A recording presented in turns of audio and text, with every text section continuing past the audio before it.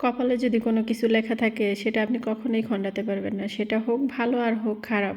গতকালকে এই ফোনটা আমার ছেলের হাত থেকে একটু জাস্ট পড়ে যায়, যাওয়ার পরে এই ফোনটা নষ্ট হয়ে গেছিল। তারপর আর কি সকাল সকাল গিয়ে আগে ফোনটাকে সারিয়ে আনলাম, কারণ আমার ছেলে রাতে অনেক কান্না করতেছিল ফোনটা নষ্ট হওয়াতে। তো বাসায় আস্তে আস্তে প্রায় 12টার মতো বেজে গেছে। আসার পর তো আমার চোখে মুখে অন্ধকার, দেখতেছি কি রান্না করব, কি রানবো, কি কাটবো, কি করব না করব। আর এদিকে কিছু টমেটো এনেছিলাম ফ্রোজেন করে রাখার জন্য, কিছু ধনিয়া পাতা আনছি, সেগুলো কেটে রেখে দিব। ধনিয়া পাতাগুলো আমি আর কি সুন্দর করে বেছে নিব আগে। তারপরে কাঁচামরিচও আছে, এখানে অনেকগুলো কাঁচামরিচ আছে, তো সেগুলোকেও বটু বাছতে হবে। এদিকে মুরগিও রেখে দিয়েছিলাম এমনিতেই, মানে কাটা হয়নি এখনো। তো আমি তো চোখে মুখে পুরাই অন্ধকার দেখতেছি। ওইদিকে আজানও দিয়ে ফেলছে জোহরের। আবার এদিকে আমি সকালে নাস্তাও করিনি, কারণ আমার সকালে নাস্তা করতে ইচ্ছা করতেছিল না। আসলে ফোনটা আমার হাজবেন্ডকে নিয়ে যেতে বলছিলাম, সে নিয়ে যায়নি। আর আমার ছেলে তো আমাকে প্যারা দিবে, যার কারণে আমি নিজে নিয়ে গেছি বাধ্য হয়ে। এই জন্যই সব কাজে পিছুটান হয়ে গেল আজকে আমার। তো এই তো আমি প্রথমে সব তরকারি, তারপরে কাঁচামরিচ আর ধনিয়া পাতা, এগুলো সবকিছু বেছে নিব।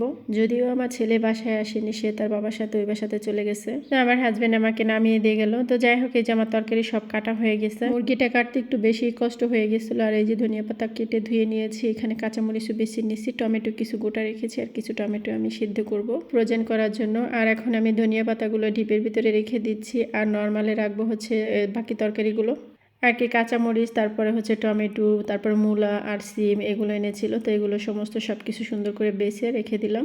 এদিকে মনে পড়লো ডিম তো ফ্রিজে রাখিনি, ডিমগুলো ফ্রিজে রেখে দিই, কারণ এগুলো আরহাম দেখলে ভেঙে ফেলবে।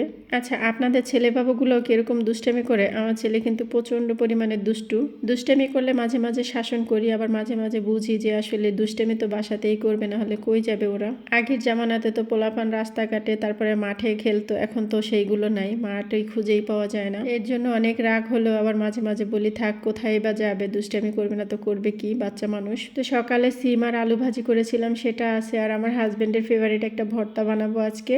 তো চিকেনটা এখানে থাক। আর এখন আমি চলে আসছি টমেটো আর কি ফ্রোজেন করব, সেই টমেটোর কিছুটা এখানে চিখা আর কি উপর থেকে ফেলে দিব, তারপরে ব্লেন্ড করে নিব পরে। এটা আমি টমেটোটা এখন অনেক গরম আছে, তো ভাবলাম ওটা পরে করব। আর এই যে এখানে আমি একটু মটরশুঁটি দিয়ে দিলাম, ফ্রোজেন করে রেখেছিলাম। আর এই যে ভর্তাটা দেখতে পাচ্ছেন, সাধারণ হলেও এটা আমার হাজবেন্ডের অনেক বেশি পছন্দের। ধনিয়া পাতা, রসুন সবই কাঁচা, আর কাঁচা মরিচ আমারও অনেক বেশি পছন্দের এই ভর্তাটা। তো এই যে আমাদের দুপুরের খাবার, দেশি মুরগির মাংস, দেশি মুরগি না কি জানি না, এটা একটা শক্ত মুরগি। তো ওইখানে আছে আলু দিয়ে ভাজি, আর আছে ভর্তা।